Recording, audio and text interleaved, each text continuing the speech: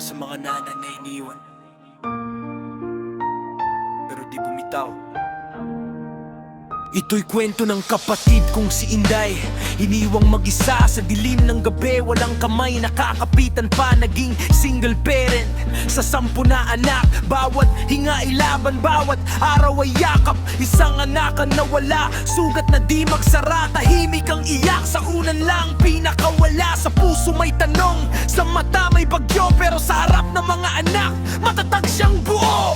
Bago makamit ang tagumpay, hirap, pagod, dinanas, halos susuko na, pero di sumuko sa bukas. Sa gitna ng luha may lakas na sumisigaw. Ang inay mandirigma kahit pagod na ang katawan.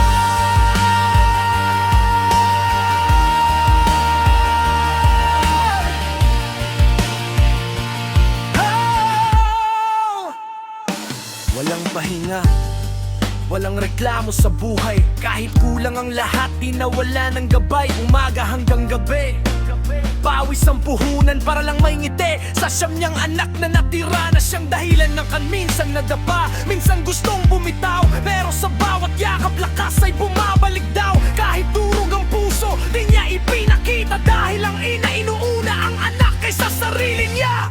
Bago makamit ang tagumpay, hirap, pagod, dinanas, halos susuko na, pero di sumuko sa bukas. Kung ang mundo'y kalaban, tumayo pa rin siya sa pangalan ng ina. Panalo na sa tadhana. Inday, kung naririnig mo to, pakinggan mo rin. Ang bawat luha mo binibilang ng langit. Yung anak na nawala, bantay mo sa taas. Sa bawat akbang mo, gabay sa bawat bukas. Ayon dahan-dahan, liwanag ay sumisilip. Mga sugat ng kahapon nagiging patunay ng tibay. Di pa man tapos ang kwento ng tagumpay, pero panalo na siya dahil di siya iniwan ng buhay.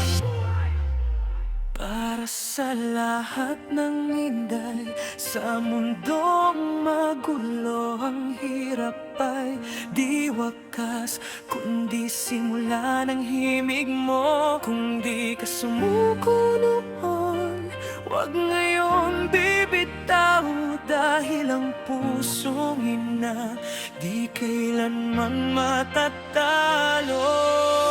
Sa kapat